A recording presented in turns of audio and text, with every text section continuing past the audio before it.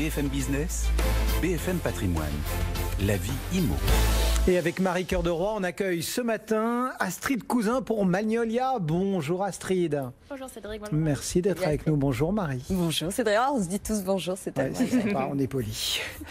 On va un tout petit peu quitter les bisbilles de la renégociation, de la résiliation qu'on a largement évoquée. Bon, on vous rassure Astrid, on lâche pas l'affaire. On est toujours bien mobilisés pour espérer à un moment trouver non pas un cavalier législatif, mais un vrai cavalier tout court.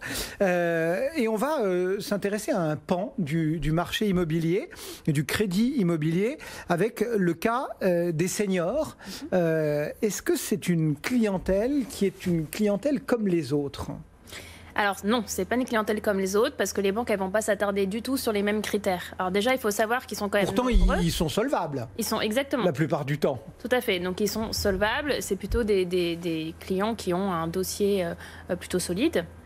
Pourquoi ? Parce qu'ils ont souvent déjà du patrimoine. Ils ont également souvent de l'épargne, des assurances vie notamment, des investissements locatifs, etc. Donc c'est plutôt des personnes quand elles vont voir le banquier qui sont vraiment solvables. Voilà. Mais en revanche, ça va être des profils à risque, pas à risque financier, mais plutôt des profils à risque en termes de santé. Bon, d'un autre côté, vous nous le dites, ce sont des épargnants qui ont souvent un petit peu de patrimoine, qui ont d'ailleurs souvent un logement, on imagine. Donc, on a une idée de la quantité de seniors qui arrivent qui sont encore actifs, on va dire, sur ce marché immobilier. En 2019, ils étaient 135 000 de plus de 50 ans. Dès qu'on dépasse les 60 ans, ils sont beaucoup moins nombreux parce que les plus de 50 ans, c'est 17% des emprunteurs. Les plus de 60 ans, je crois que c'est 3-5%. Donc c'est vrai qu'il y a quand même là une grosse perdition de cette clientèle qui ne se lance pas pour différentes raisons. Alors, on va regarder un petit peu comment ça se passe du côté de la banque, du côté de l'assureur, parce que vous l'avez dit, côté santé, évidemment, ça peut coincer. C'est plutôt un risque d'ailleurs pour le banquier ou pour l'assureur ? C'est plutôt un risque pour l'assureur, mais comme c'est quand même la banque qui prête de l'argent... On redonne la part de marché des banques sur l'assurance de prêt quand même, Astrid ? 85%, donc c'est toujours important, mais de toute façon, voilà, la banque porte le risque aussi, puisque c'est elle qui prête l'argent, donc s'il y a le moindre couac, la banque est en risque. Donc bien entendu, ça devient le problème des assureurs, parce que c'est eux qui vont devoir filtrer si oui ou non le client, il est possible de couvrir le client, mais ça reste quand même un problème pour la banque qui prête de l'argent à cette personne. On le rappelle, hein, c'est tout au long de la vie que les bornes se passent, entre guillemets, au niveau assurantiel, au niveau bancaire. On n'a pas les mêmes exigences à 35, à 40 ou à 65 ans. Exactement, en fait, tout simplement, le risque de décès est supérieur passé les 50 ans. Voilà, il y a tout simplement plus de chances que la personne ne puisse pas aller au bout de son emprunt et donc que l'assurance doive prendre le relais pour rembourser les mensualités ou la totalité de l'emprunt. Après, il y a les risques de décès, puis il y a les maladies aussi chroniques. Et ça, c'est des vrais surcoûts pour les seniors ? Alors oui, c'est des vrais surcoûts. Un senior qui a eu une pathologie ou qui a un problème de santé va se retrouver surprimé de manière bien supérieure que quelqu'un de 35 ans qui a un petit problème de santé. Voilà. Donc un senior qui fume, par exemple, un senior qui a un problème de santé ou qui a eu un problème de santé, ça double, ça triple le prix.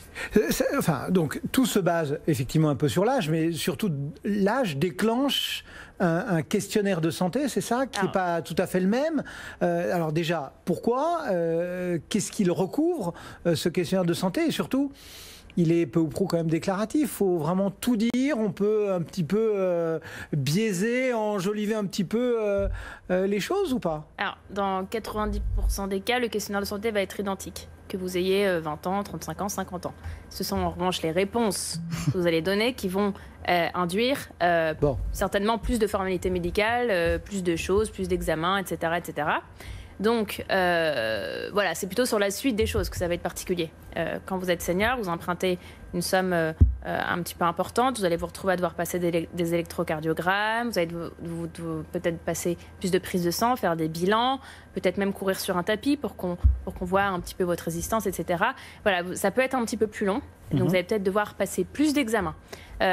Omettre un détail, c'est très dangereux puisque ça peut tout simplement faire que si demain il vous arrive quoi que ce soit, un accident lié à quelque chose que vous n'avez pas déclaré, l'assureur va, elle, se dégager de toute responsabilité. Et donc, toutes les charges incomberont aux héritiers. Ah, ouais. Et voilà. Donc, c'est quand même une question à se poser. Il ne faut pas mentir sur son questionnaire de santé. Bon, et il y a quoi comme pathologie qui déclenche d'importantes surprimes pour un senior? J'imagine que toutes les pathologies se valent pas. Par exemple, je sais pas, moi, je pense au diabète, je pense... Ça va être les cancers, surtout. Ouais. Donc, c'est pour ça qu'il ne faut pas cacher, par exemple, qu'on est fumeur. Un cancer aussi un cancer passé qui n'a pas été déclaré, c'est très dangereux puisqu'il y a quand même beaucoup de chances de récidive quand on a eu un cancer jeune, d'avoir un cancer ensuite plus tard. Pourtant, il y a le droit à l'oubli. Oui, il y a le droit à l'oubli, mais le droit à l'oubli, c'est 10 ans. Donc voilà, et si vous avez dépassé les 10 ans, oui, vous pouvez ne pas le déclarer, sinon c'est risqué. Le droit à l'oubli, il est là aussi parce que les risques de récidive, ils sont sur quelques années. Voilà, passé 10 ans, logiquement, vous avez moins de chances de récidive. Vous avez le diabète, tous les problèmes de cholestérol, diabète, les problèmes liés au cœur. En fait, c'est quand même assez ciblé, conséquent. Oui, il y a quand même énormément de pathologies chez les seniors, mais beaucoup de cancers. Le surcoût que représente le fait de vouloir s'assurer lorsqu'on est senior, etc., ça peut remettre en cause, enfin la surprime, elle est de nature à remettre vraiment en cause la possibilité de faire une opération. Oui, tout à fait, parce que par exemple, si vous avez 60 ans, on va dire, vous trouvez une assurance avec votre banque, ça va tout de suite être 0,80, 0,90. En délégation, ça va être 0,50, 0,60. Si vous avez une pathologie, vous pouvez dépasser les 1% assez rapidement. Mais aussi être exclu sur certaines garanties, et donc la banque va vous refuser. Enfin, bref, ça induit pas mal de choses. Mais en termes de coûts, vous pouvez non seulement en effet faire exploser la facture, mais surtout dépasser le taux d'usure. Ah oui. Et les premières personnes impactées par le taux d'usure... C'est là-dessus qu'on se fait rattraper aussi. Voilà, c'est ça. Et les premières personnes impactées, c'est vraiment ceux qui payent très cher en assurance. Donc c'est les seniors. Ouais. Pourtant, il y a, la convention AREAS, elle se limite à un certain âge. Enfin, on rappelle, c'est le risque aggravé de santé, c'est ça? Il faut avoir 70 ans à la fin du prêt. Donc déjà, ça exclut pas mal de gens. Non plus, et pas emprunter au-delà de 300 000 €. Alors on rappelle quand même ce que c'est que le taux d'usure, hein. C'est le taux maximum auquel les banques sont autorisées à prêter et qui prend en compte non seulement le taux d'intérêt du crédit immobilier, mais aussi effectivement l'assurance de prêt qui va avec. Et si on dépasse même d'un pouillème, la banque ne prête pas l'argent et le crédit ne se débloque pas. Donc c'est même pour des personnes âgées qui auraient les moyens financiers d'assurer le surcoût lié à leur état de santé, parfois juste c'est non, on ne peut pas obtenir le crédit immobilier et mener à terme son projet, quoi. Exactement. En clair, l'assurance, quand vous arrivez à la banque, c'est le one size fit all, tout le monde doit rentrer dans le même t-shirt. Et on comprend bien que lorsqu'on a un certain âge, certaines pathologies, effectivement, il faut trouver un t-shirt à sa taille. Ça veut dire que ce 1% et quelques que vous évoquiez, en trouvant une délégation, en sortant finalement du one size fit all, on arrive à améliorer les choses. C'est-à-dire qu'un senior, il est condamné à ne pas pouvoir emprunter, ou alors est-ce qu'il peut négocier? Pour dépasser les 1%, il faut quand même y aller. Ça veut dire que l'assureur a préféré vous surprimer que vous exclure. Donc ça veut dire que vous avez des pathologies, beaucoup de petites pathologies, mais pas non plus assez graves. Ouais. Il y a marqué pigeon, quoi. Voilà, c'est ça. Donc c'est quand même... c'est pas le SMUR, c'est le pigeon. Il faut y aller, mais il y en a beaucoup quand même. Et puis il faut pas oublier aussi que techniquement, au-delà de 60-65 ans, vous n'êtes plus censé être assuré sur les garanties liées à l'inactivité professionnelle. Donc vous êtes assuré plus que sur le décès. Donc logiquement, ça baisse un petit peu le coût aussi, du moins sur la durée. Le coût de l'assurance va baisser un petit peu après. Donc non, c'est complètement possible puisqu'ils sont 17%. Donc ça veut dire qu'il y a quand même une grande partie des emprunteurs qui trouvent une solution. Et on peut faire autre chose? Est-ce que je peux ne pas me prendre une assurance de prêt traditionnelle si je considère que mon risque de santé est trop important et que ça pourrait remettre en cause mon projet immobilier? Bien sûr, vous avez l'hypothèque. Vous avez le cautionnement. Vous pouvez prendre quelqu'un qui va se porter garant pour vous. Ça, c'est un petit peu plus compliqué. Et vous avez aussi le nantissement, si vous avez une assurance vie bien solide. Dans tous les cas, notamment l'hypothèque, qui est quand même la solution qui est la plus facilement choisie, c'est quand même une solution assez risquée, puisque demain, si vous ne pouvez plus rembourser votre emprunt, vous perdez votre maison et vos héritiers, du coup, perdent aussi le patrimoine. Donc, il vaut peut-être mieux payer une assurance chère que mettre sa maison en hypothèque. L'hypothèque, c'est vraiment dans le cas où vous n'avez absolument pas de solution. Voilà. Mais elle est quand même, je crois, c'est quand même assez courant. Il faudrait qu'on en parle ici un jour. On est dans une période quand même très particulière où tous vos petits camarades courtiers nous disent oh là là, il y a des refus, enfin bon, ça devient quand même très compliqué de montrer patte blanche. Vous sentez en ce moment que, par exemple, il fait pas bon être senior, avoir un petit pépin de santé, enfin voilà, que en gros le moment n'est pas le mieux choisi pour sortir, on va dire, de la belle photo, du t-shirt. Avoir un bourrelet qui dépasse. On s'y connaît, ça, Cédric. Pour l'instant, c'est un peu dur.